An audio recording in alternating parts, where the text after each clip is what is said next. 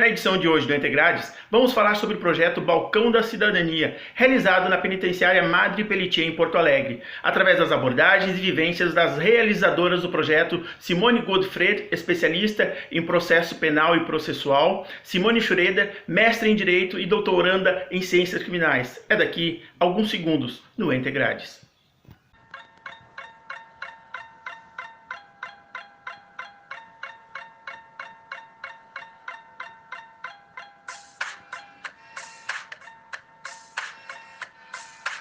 Bom, já partimos do princípio que o sistema prisional ele foi criado por homens para homens.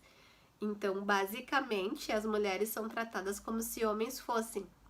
E isso fica bem claro quando a gente se depara com as casas prisionais femininas, onde há um total desprezo pelas particularidades femininas nesses espaços. E isso gera uma série de desdobramentos negativos nas vidas dessas mulheres que ali estão. E essa questão, ela vai além do acesso absorvente ou da garantia de um pré-natal para gestantes, ou até mesmo de um espaço adequado para que as mães possam exercer de forma plena a maternidade durante o período permitido de convivência com seus filhos. Por exemplo, no estado do Rio Grande do Sul, se eu não me engano, há 5 casas prisionais exclusivamente femininas. Então, o restante das casas prisionais que recebem mulheres são as casas prisionais mistas, ou seja, casas prisionais masculinas que foram adaptadas para receberem mulheres. Então, a gente sabe que nesses locais há um agravamento maior das invisibilidades relacionadas à questão de gênero. O Estado, ele falha em tentar promover essas adaptações. Ele falha em não tentar promover políticas efetivas de gênero. Não dá mais para ignorar os danos causados pelas invisibilidades na vida dessas mulheres, que ocupam o espaço prisional. As mulheres, elas precisam serem tratadas como mulheres. Temos muito que avançar ainda nesse sentido.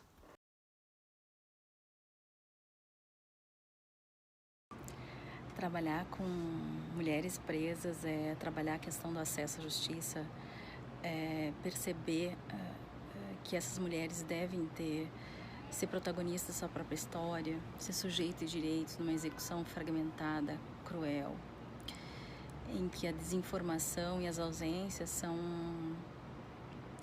muito recorrentes.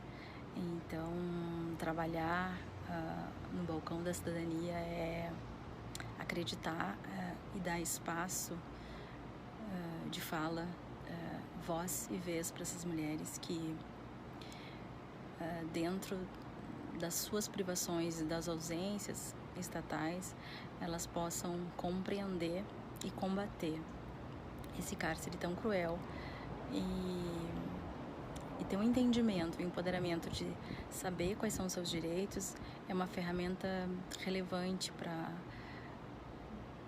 poder combater as desigualdades, combater os excessos, os desvios, que cada vez o cárcere é recorrente. Então, estar ali é construir uma história coletiva com mulheres que pensam e que buscam cada vez mais esse acesso à informação, esse acesso à justiça, essa busca de uma outra forma de espaços coletivos e de pensar que a gente pode mudar essa história. Então, a gente luta por esse espaço. Então, esse espaço é um espaço de mulheres, por mulheres e com mulheres.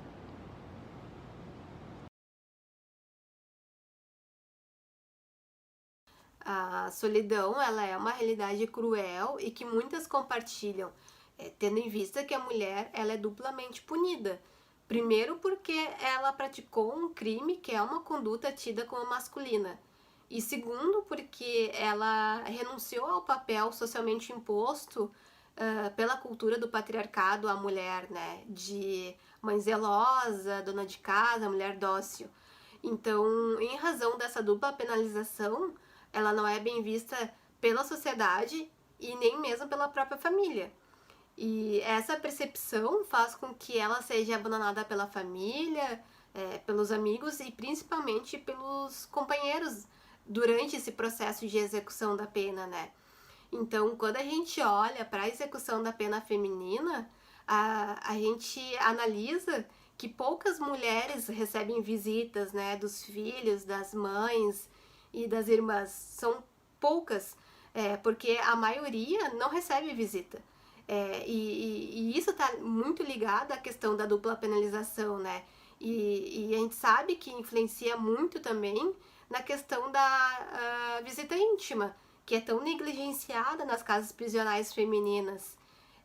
E isso sem falar na questão de outros entraves, né, que estão ligados nessa ausência de visitação no âmbito da execução da pena feminina, né? Como, por exemplo, muitas cumprem pena em instituições que são distantes dos locais de origem, dos municípios de origem. Então, nesses casos, há uma dificuldade maior das famílias acessarem esses locais, né? Uma dificuldade de deslocamento, o que agrava a situação dessas mulheres.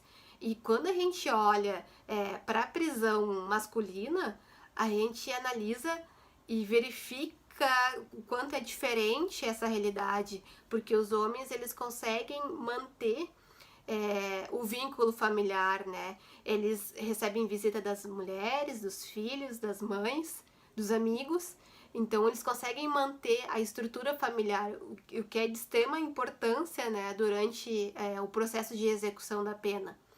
Então, olhando para a prisão feminina, a gente percebe quanto há uma carga moralizante sobre essas mulheres, né? O que influencia de forma potencializada no sofrimento delas, porque elas passam o processo de execução da pena sofrendo em razão dessas ausências da família, né? E principalmente em razão da quebra dos vínculos com os filhos, porque vale lembrar que muitas, quando caem presas, esses filhos eles acabam ficando com familiares, com as avós, com as tias, e sendo que na ausência desses familiares, esses filhos acabam indo para instituições. Então isso também faz com que a mulher sofra ainda mais durante esse processo de execução da pena, né? De se questionarem, de se punirem, porque sobre esse tempo perdido ao lado dos filhos, né? E todas essas consequências que acabaram tendo essas prisões. Então, a execução da pena feminina, ela está muito entrelaçada com as questões de gênero e a solidão faz parte da execução da pena feminina, né? O que agrava de forma potencializada a saúde dessas mulheres também. Não vejo dificuldades em trabalhar com mulheres, eu vejo que são espaços singulares, diferentes, porque existem muitas obrigações, muitas potências em cima dessa mulher, que ela precisa cuidar dos seus filhos, cuidar da sua casa, cuidar de entender por que a prisão chegou no seu espaço doméstico e compreender que elas gritam sim porque elas precisam desse olhar, de um olhar diferenciado, de um olhar singular, de um olhar que escute. Talvez essa escuta seja importante, que a gente pense numa sociedade que escute, que acredite na potencialidade dessa mulher, no espaço que ela tem de enfrentamento de várias coisas que ela desconhece. A lei de execuções penais, por exemplo, para elas é um espaço desconhecido. Então, explicar a lei, explicar seus direitos, chegar perto e conhecer a sua história, o que está por trás do crime, é de uma relevância significativa e ímpar. Então eu me sinto responsável por estar 20 anos trabalhando com prisão, há 15 anos com mulheres, e tentar compreender que elas precisam cada vez mais de escuta. E fazer isso me faz uma Simone mais potente, uma Simone mais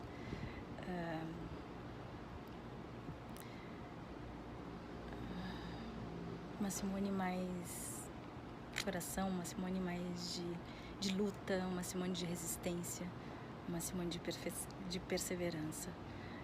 Se eu puder fazer isso sempre, eu farei. Porque se eu estou do lado de fora, eu posso construir com quem está dentro. E nós podemos construir juntas. Porque eu também sou outro. Você que está na prisão. Eu sou. Sim, enxergar essas vulnerabilidades das mulheres, né? E acompanhá-las nesse processo de execução a partir do projeto do Balcão da Cidadania é bem dolorido, né? Porque a gente consegue perceber nos relatos delas que há uma total desassistência por parte do Estado, né? Então, muitas vezes são mulheres que são oriundas das classes sociais mais baixas, de lares desestruturados e que sofreram todo tipo de violência na vida. Violência física, violência sexual, e muitas são mães solo, chefes de família, né? Responsáveis pelo sustento. Então, essas mulheres, elas encontraram no tráfico de drogas uma alternativa de sustento dessa família. Diante de uma total ausência do Estado, uma total ausência de políticas públicas, né, para que promova um acesso a um emprego formal de qualidade, a uma educação de qualidade, elas encontraram no tráfico de drogas um meio, né, de sobrevivência. Então, é bem doloroso, assim, a gente fica se questionando muito, né, tá, mas se eu estivesse no lugar dela, nessa situação, será que eu não faria o mesmo? É algo que a gente se questiona muito, assim, sabe, a gente consegue, a partir dos relatos, visualizar todas essas questões de gênero que vão se entrelaçando na vida dessas mulheres, dessas ausências do Estado, que o Estado muitas vezes chega nessas comunidades, né, a partir só por meio da polícia. Então é muito difícil de acompanhar os relatos, né, e é impossível da gente não se colocar no lugar, né, e perceber todas essas vulnerabilidades. Trabalhar nos espaços prisionais é trabalhar a minha liberdade, que eu consiga trabalhar a melhor forma da minha liberdade com as liberdades públicas dessas mulheres. Trazer, a partir desse projeto social, a possibilidade dessa fala, de mostrar para a sociedade civil quem são elas, quais são as dificuldades, o que a gente pode contribuir, o que a gente pode mudar nessa história, com escritos, com poesia, com livros, com vídeos, com rádio, que a gente montou nessa pandemia, uma rádio, a cidadania, a rádio que pensa em você, fala por você e cuida de você. Então, poder, nesse distanciamento, se aproximar e compreender o que elas estão passando nesse distanciamento foi uma forma de ampliar esse espaço de liberdade e poder mostrar o que essas mulheres passam e que às vezes o Estado quer esconder, mas a gente consegue perceber, ir mais além e fazer com que essas liberdades, essas angústias, esses direitos, essas falas pudessem se expandir ao universo e que chegue na casa de cada um. Então, trabalhar a minha liberdade com a liberdade dessas mulheres é fazer com que cada vez mais elas possam contar a sua história.